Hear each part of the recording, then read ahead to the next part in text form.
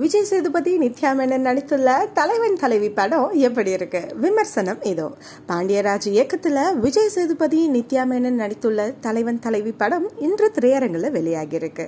இந்த படத்துல விஜய் சேதுபதி பரோட்டா மாஸ்டராக ஆகாச வீரன் என்கின்ற கதாபாத்திரத்துல நடிச்சிருக்காரு. இந்த படத்தோட டீசர் மற்றும் பாடல் வெளியாகி படத்தின் மீதான எதிர்பார்ப்பை மேலும் அதிகரிச்சிருக்குன்னு சொல்லலாம். இந்த படத்துல இருந்து வெளியான பொடல முட்டையே பாடல் ரசிகர்கள் கொண்டாடி வரும் நிலையில இப்படம் தியேட்டர்ல வெளியாகி இருக்கு.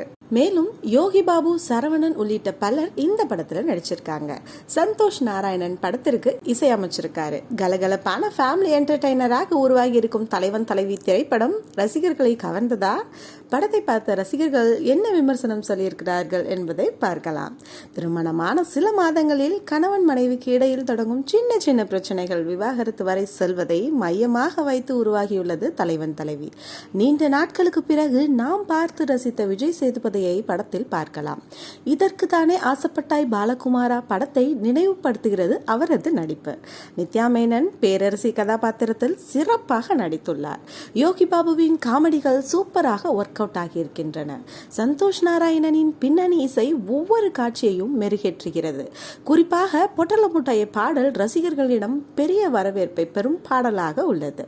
நகைச்சுவையை கலந்த ஒரு நல்ல காதல் கதைக்கான எல்லா அம்சங்களும் படத்தில் உள்ளன என தலைவன் தலைவி படத்தை பார்த்த ரசிகர்கள் கூறியுள்ளார்கள்.